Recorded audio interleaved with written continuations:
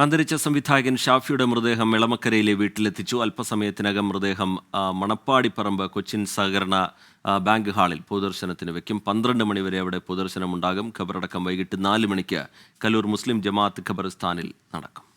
തുടക്കം മുതൽ ഒരുമിച്ച് വർക്ക് ചെയ്തിരുന്നു.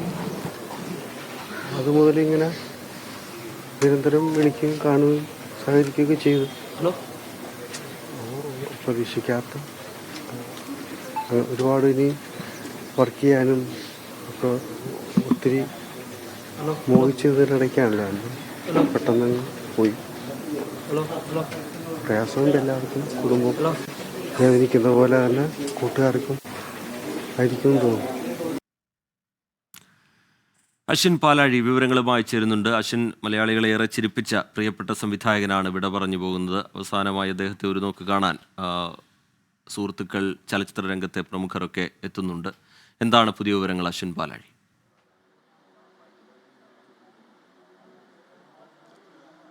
രജിത്ത്, ഇപ്പോൾ മൃതദേഹം വീട്ടിലാണുള്ളത്. എളമക്കരയിലുള്ള അദ്ദേഹത്തിൻ്റെ സ്വന്തം വീട്ടിലാണുള്ളത്.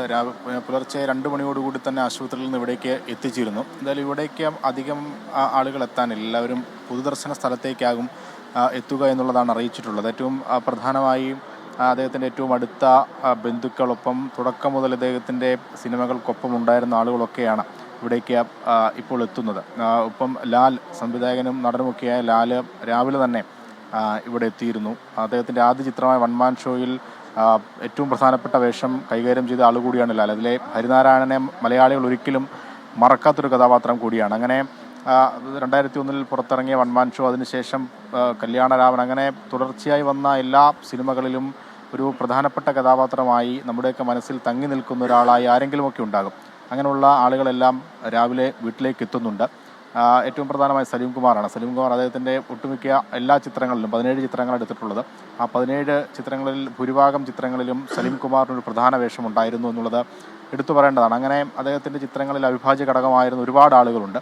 അവരെല്ലാം വീട്ടിലേക്ക് അദ്ദേഹത്തിന് അന്തിമോപചാരം അർപ്പിക്കാനെത്തും.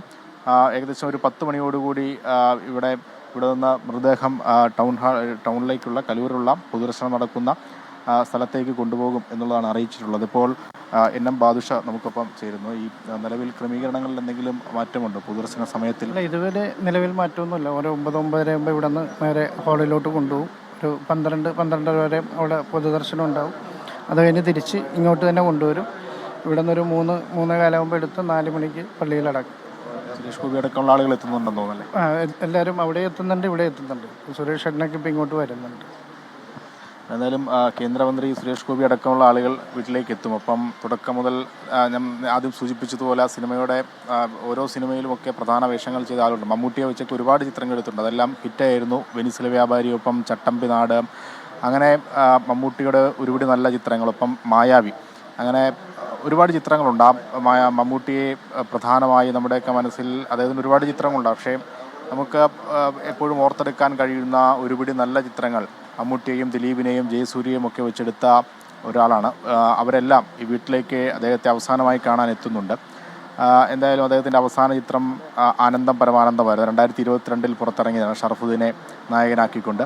അങ്ങനെ അവരെല്ലാം ഇവിടേക്ക് എത്തും. അദ്ദേഹത്തിൻ്റെ ആദ്യ സിനിമയിലേക്കുള്ള പ്രവേശനം എന്ന് പറയുന്നത് രാജസേനയിലൂടെയാണ്. റാഫി, അദ്ദേഹത്തിൻ്റെ സഹോദരൻ റാഫി, അങ്ങനെ പ്രധാനപ്പെട്ട ആളുകളിലൂടെ എല്ലാം വന്നതാണ്. അവരെല്ലാം അല്പസമയത്തിനുള്ളിൽ ഈ വീട്ടിലേക്ക് എത്തിച്ചേരും. ശരി, അശ്വിൻ പാലാഴി അദ്ദേഹത്തിൻ്റെ എളമക്കരയിലെ വീട്ടിൽ നിന്ന് വിവരങ്ങൾ പങ്കുവയ്ക്കുകയായിരുന്നു. അന്തരിച്ച സംവിധായകൻ ഷാഫിയുടെ മൃതദേഹം ഇപ്പോൾ എളമക്കരയിലെ വീട്ടിൽ എത്തിച്ചിരിക്കുകയാണ്. അല്പസമയത്തിനകം മൃതദേഹം മണപ്പാടിപ്പറമ്പ് കൊച്ചിൻ സർവീസ് സഹകരണ ബാങ്ക് ഹാളിൽ പൊതുദർശനത്തിന് വയ്ക്കും. അവിടെ അന്തിമോപചാരം അർപ്പിക്കാൻ എത്തും എന്നാണ് സുഹൃത്തുക്കളൊക്കെ അറിയിച്ചിരിക്കുന്നത്, സിനിമാ രംഗത്തെ ആളുകളൊക്കെ അറിയിച്ചിരിക്കുന്നത്.